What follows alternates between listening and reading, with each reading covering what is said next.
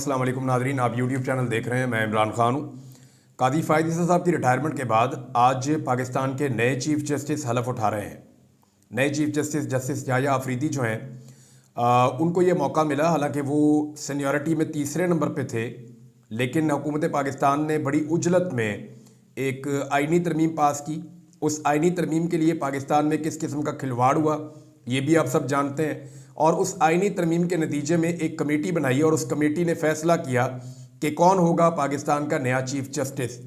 तो 2 सीनियर जजेस को छोड़ने के बाद तीसरे नंबर के जज को चीफ जस्टिस ऑफ पाकिस्तान लगाया गया। ये तीसरे नंबर के जो चीफ जस्टिस हैं, जस्टिस याह्या अफरीदी, ये इस आइनी तरमीम की मरहून मिन्नत है। अदरवाइज जो है वो justice Mansoor Ali Shah chief justice होते। हमें एक बात याद रखनी पड़ेगी कि मुस्लिम लीग नून, पाकिस्तान पीपल्स पार्टी और MQM की चॉइस है जस्टिस याह्या अफरीदी। अब इनके लिए कुछ बड़े बड़े चैलेंजेस हैं और ये चैलेंजेस इनके लिए छोड़ कर गए हैं इनसे पहले वाले चीफ जस्टिस जस्टिस कादी फ़ायज़ ईसा साहब। कादी फ़ायज़ ईसा साहब जिस तरह रिटायर हुए हैं, कोई भी जज पाकिस्तान की तारीख में कभी भी ऐसे रिटायर नहीं हुआ और ना आइंदा कोई जज ऐसे रिटायर होना चाहेगा। जिस सबकी शर्मिंदगी और बेइज्जती के साथ वो गए और जो हालात का उन्हें आइंदा सामना करना पड़ेगा, जिस तरह पाकिस्तान के लोग उनके बारे में सोचते हैं, कोई जज या कोई भी सरकारी ऑफिसर नहीं चाहेगा कि वो इस अंदाज में कभी अपनी नशिस्त से हटे या उसको अपना ओहदा छोड़ना पड़े। अब जो बड़े चैलेंजेस हैं जो कादी साहब छोड़ गए वो मैं आपके सामने रख देता हूं, जिनसे निपटना पड़ेगा फौरी तौर पे जस्टिस याह्या अफरीदी साहब को। पहला और बड़ा चैलेंज ये है कि वो किस तरह सुप्रीम कोर्ट और हाई कोर्ट के जजों को मुत्तहिद कर पाएंगे। कादी फ़ायद ईसा साहब ने पिछले 2-2.5 साल में इस किस्म की सियासत की और इस किस्म का अंदाज अपनाया अदालतों के अंदर कि अदलिया में जजेस तकसीम का शिकार हो गए। अब उस तकसीम को ख़त्म करने का वक्त है।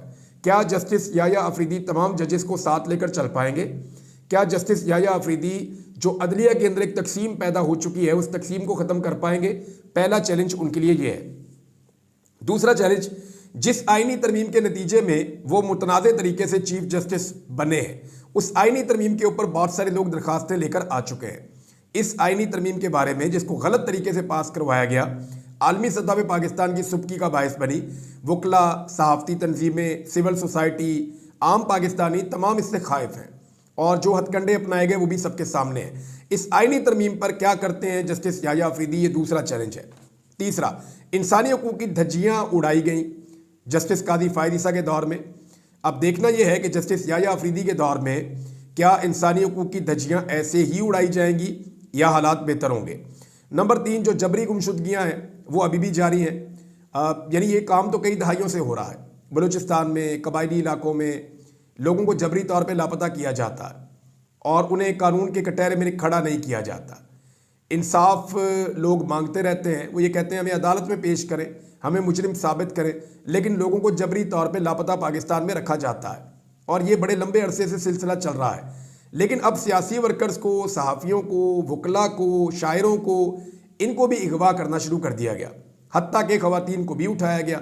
तो ये सिलसिला अभी भी जारी है, अभी भी कुछ लोग जो हैं वो लापता हैं और इसमें जस्टिस याह्या अफरीदी की पॉलिसी देखनी पड़ेगी कि वो क्या करते हैं। बड़ा चैलेंज है।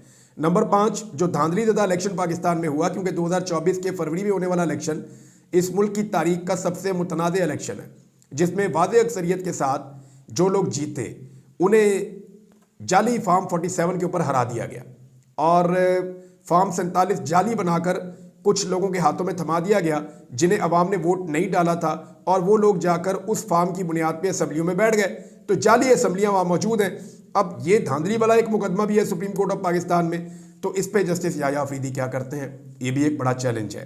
छठा चैलेंज ये है कि जो ईमानदार जजेस के ट्रिब्यूनल्स बनाए गए थे हाई कोर्ट्स के अंदर, जिन जजेस ने ये देखना था कि फार्म 45 वाला जीता है या फार्म 47 वाला जीता है, उन्होंने फैसला करना था और धांधली को ख़त्म करना था, उस मामले में बड़ी ज़्यादती हुई है और रिटायर्ड जजों को वहाँ लगाने की कोशिश की गई है, बल्कि लगाए गए हैं। तो यहाँ पे जस्टिस याह्या अफरीदी साहब के लिए एक और बड़ा चैलेंज है कि क्या यहाँ वो इंसाफ कर पाते हैं या नहीं कर पाते। नंबर 7, फौजी अदालतों में सिविलियंस का ट्रायल हो रहा है। कादी फ़ायद ईसा साहब माजी में कहते थे कि फौजी अदालतों में सिविलियंस का ट्रायल नहीं हो सकता, लेकिन जब वो चीफ जस्टिस बने और पाकिस्तान तहरीक इंसाफ के लोग पकड़े गए और उनका फौजी अदालतों में ट्रायल हो रहा था तो कादी साहब ने इस मामले को दबा दिया। और बड़े अरसे से ये केस इल्तवा का शिकार है। जस्टिस याह्या अफरीदी के लिए एक और बड़ा चैलेंज ये होगा कि अगर वो एस्टेब्लिशमेंट की लाइन नहीं ले रहे तो फिर उन्हें फौजी अदालतों में सिविलियन के ट्रायल वाला जो मामला है इसके ऊपर भी एक पोजीशन लेनी पड़ेगी। ये भी उनके लिए एक बड़ा चैलेंज है। नंबर 8, इलेक्शन कमीशन की जो बदतरीन जानिबदारी है और वो मखसूस नशिस्तें सुप्रीम कोर्ट ऑफ पाकिस्तान के फुल कोर्ट के फैसले के मुताबिक पाकिस्तान तहरीक इंसाफ को अभी तक नहीं दे रहा। तो इलेक्शन कमीशन ऑफ पाकिस्तान से फैसले पर अमल दरामद करवाना भी एक बड़ा चैलेंज है नए chief justice of Pakistan justice Yahya Afridi के लिए। नंबर 9, 6 जजों का जो खत वाला मामला है वो कहाँ जाता है।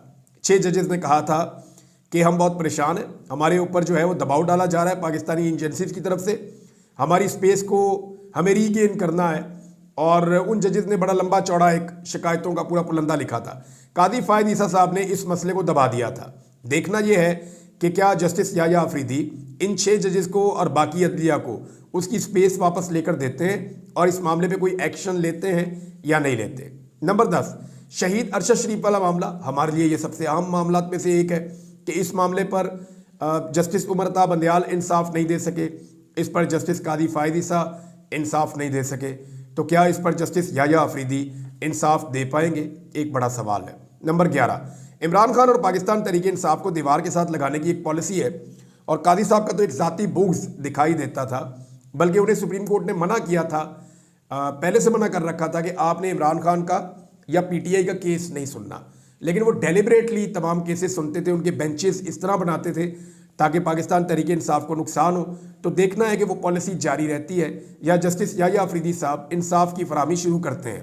नंबर 12, सदारती ऑर्डिनेंस के नतीजे में जो कादी फायज ईसा साहब ने अपनी मर्जी की प्रैक्टिस एंड प्रोसीजर कमेटी बनाई और उसके नतीजे में अपनी मनपसंद का एक बेंच बनाया और 63A के अंदर रिव्यू कर दिया मामला, वहाँ पे 2 सीनियर तरीन जजेस एतराज़ कर चुके हैं। ये दोनों जजेस जस्टिस याह्या अफरीदी से सीनियर हैं।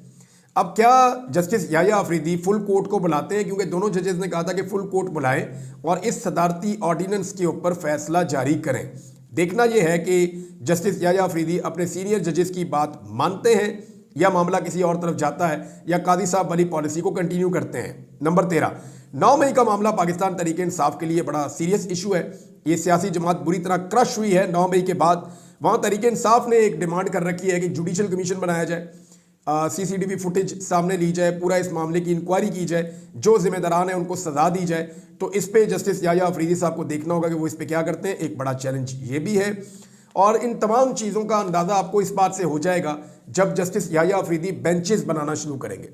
जैसे जैसे वो केसेस के बेंचेस बनाएंगे तो हमें इस बात का आइडिया होना शुरू हो जाएगा कि एक्चुअली वो क्या लाइन ले रहे हैं और किस तरफ मामले को लेकर जा रहे हैं।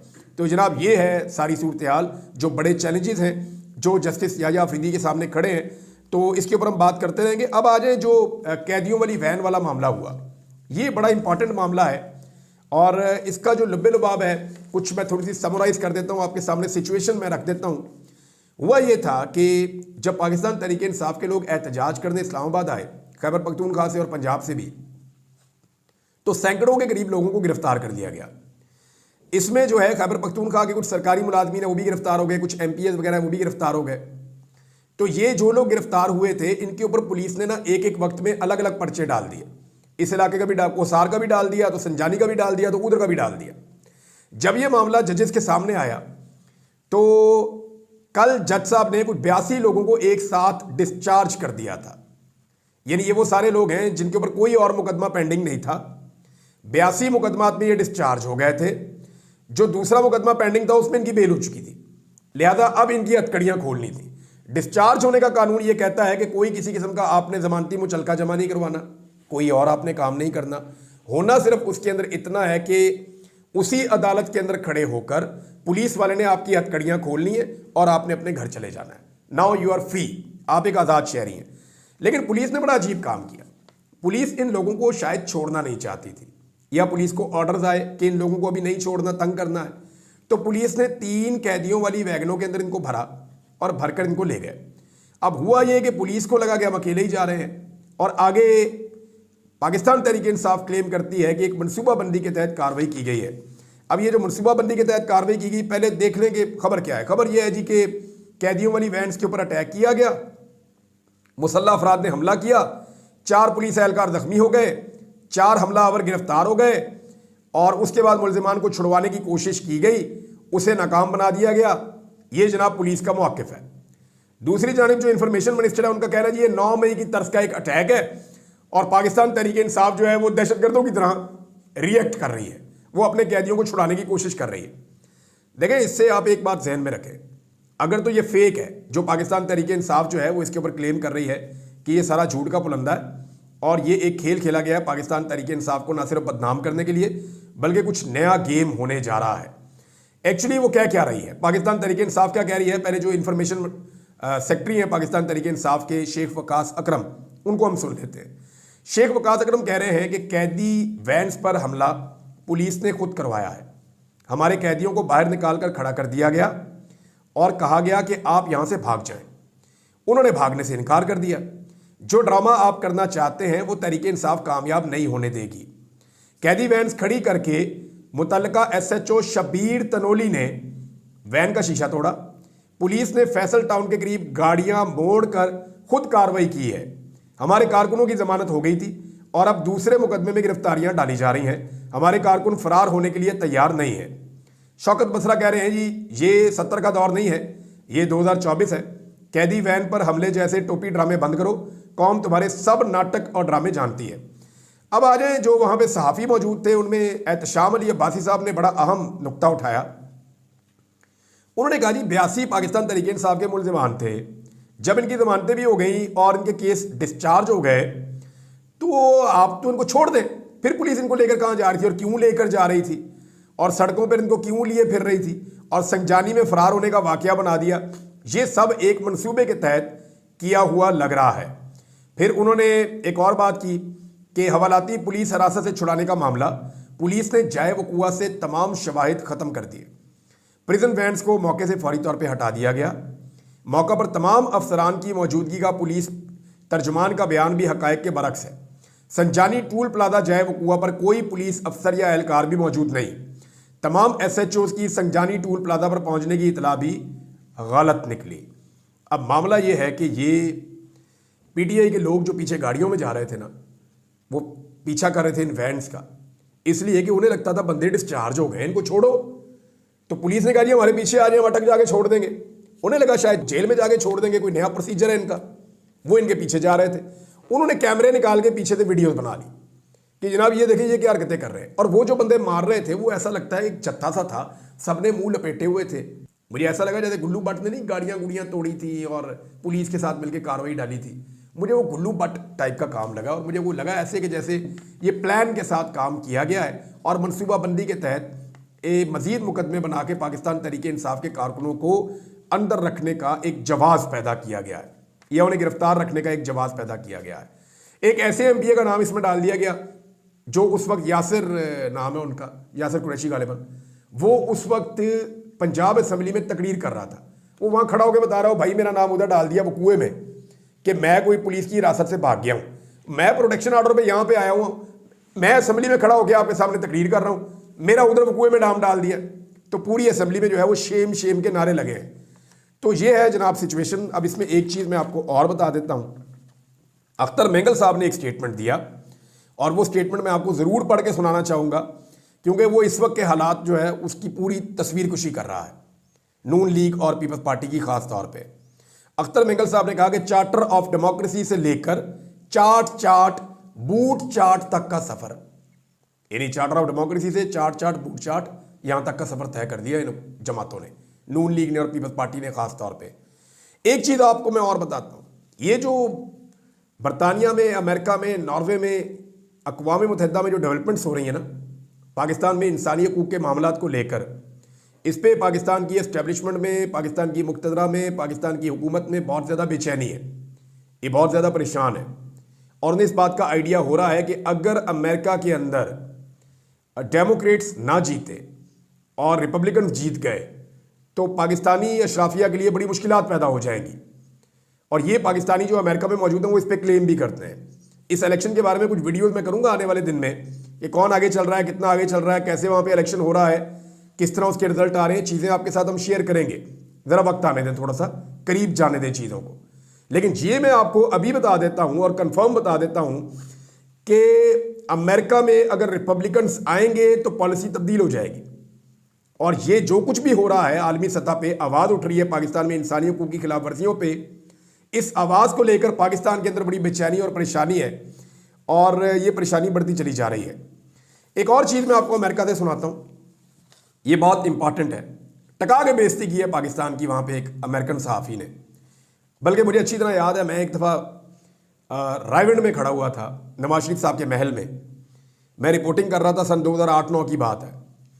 तो वहाँ कुछ अंग्रेज़ जर्नलिस्ट आए मुख्तलिफ मुल्कों से, और वो हमें ये कह रहे थे कि यार ये गरीब मुल्क है, वहाँ मोर फिर रहे हैं, हिरन फिर रहे हैं, इनके बच्चे जो हैं उन्होंने बेहतरीन घोड़ों के ऊपर टांगे बनाए हुए हैं, सैरें कर रहे हैं, और ऐसा खूबसूरत लश पश किस्म का रायविंड है। यानी उसके अंदर सैकड़ों तो मुलाजिम थे, कोई इधर भाग रहा है, जिस किस्म के लेविश खाने वहाँ पे लग रहे थे। तो उसने कहा यार ये गरीब तरीन मुल्क है, इसके हुक्मरान इतने अमीर हैं, इतने तगड़े हैं, तो आप दुनिया से पैसे क्यों मांगते हैं? ये उस वक्त हमसे सवाल किया था। अभी ये सवाल जो है वो पूछा गया पाकिस्तान के वज़ीर ख़जाना से, जब वो अमेरिका में थे। एक अमरीकी सहाफ़ी ने सवाल पूछा, ये ज़रा सवाल आप सुने, आपको पूरी कहानी समझ आ जाएगी कि दुनिया पाकिस्तान के बारे में क्या सोचती है। अमरीकी सहाफ़ी ने कहा कि गुज़िश्ता 2 साल से मैं देख रहा हूँ कि अफ़गानिस्तान की मईशत पाकिस्तान से बेहतर लग रही है, डॉलर की कीमत भी वहाँ पे बेहतर है। हाँ, डॉलर की कीमत मैं आपको बता देता हूँ, एक अफ़गानी जिसकी कोई औकात नहीं होती थी, अब सूरत हाल ये है कि एक अफ़गानी जो है रुपया, वो पाकिस्तान के 4.25 रुपये से ज़्यादा का है। एक अफ़गानी पाकिस्तान के 4.25 रुपये से ज़्यादा का है। ये हमने पाकिस्तानी मईशत के साथ इस वक्त किया है खिलवाड़। बहरहाल इसके अलावा उन्होंने कहा जी कि डॉलर की कीमत भी वहाँ बेहतर है। मुझे इसकी वजह समझ नहीं आई, मालूम नहीं है। जब भी पाकिस्तान से हुक्मरान आते हैं यहाँ अमेरिका में, तो वो बहुत ज़्यादा खर्चा करते हैं, अय्याशियाँ करते हैं। वाशिंगटन डीसी में भी लोग देखते हैं कि हम कितनी खूबसूरत मुस्कुराहट के साथ भीख मांगते हैं। यानी आप जो अब भीख मांगते हैं यहाँ वाशिंगटन डीसी वालों से, वो आप इतनी खूबसूरत मुस्कुराहट के साथ मांगते हैं, इतना खर्चा और अय्याशियाँ करके मांगते हैं कि वो भी आपको देख रहे होते हैं। वो इस बारे में सोचते हैं, वो अपने मुंह से नहीं कहते, मगर वो इस बारे में सोचते हैं। निज़ाम इंसाफ का भी पाकिस्तान में यही हाल है। हमारे एक सहाफ़ी हैं, 2 साल पहले उन्हें कत्ल किया गया, अरशद शरीफ को उन्होंने हवाला दिया। आज उनकी बरसी भी है, लेकिन उन्हें अभी तक इंसाफ नहीं मिला। अब इस सवाल का कोई जवाब था ही नहीं आपके वज़ीर ख़ज़ाना के पास, क्योंकि आपका वज़ीर आज़म रहता है तो वहाँ के महंगे तरीन होटलों में ठहरता है, और आवाम से बचने के लिए वो ऐसी जगहों पर ठहरता है जिसके प्रोटोकॉल्स ही अलग होते हैं। और मांगने गए आप वहाँ पे भीख, रहते हैं आप वहाँ बादशाहों की तरह। यानी वो मुल्क जो वहाँ पे इन्वेस्टमेंट करने आते हैं, वो इस तरह की रिहाइश इख्तियार नहीं करते जितना हम मांगने वाले वहाँ पे जाते हैं तो हम जिस तरह की रिहाइश इख्तियार करते हैं। तो ये अमेरिकन को नज़र आता है, उन्हें पता है कि इनके हुक्मरान इनकी आवाम से मुख्तलिफ है। आवाम इनकी गरीब है, पिसी हुई है, ये यहाँ से पैसे मांग कर ले जाते हैं, अपने घरों में ज़्यादातर पैसा खर्च कर लेते हैं, अपनी जेबें भर लेते हैं और आवाम को अकेला छोड़ देते हैं। ये बात अमेरिकन भी अच्छी तरह जानते हैं, इसीलिए तो IMF की पॉलिसीज़ आपके ऊपर मज़ीद सख्त और मज़ीद सख्त होती चली जा रही हैं। और चीज़ें आपके साथ बाद में शेयर करूँगा। आज के लिए इतना ही, मिलते हैं अगली वीडियो में। चैनल कर दें सब्सक्राइब, वीडियो कर दें लाइक।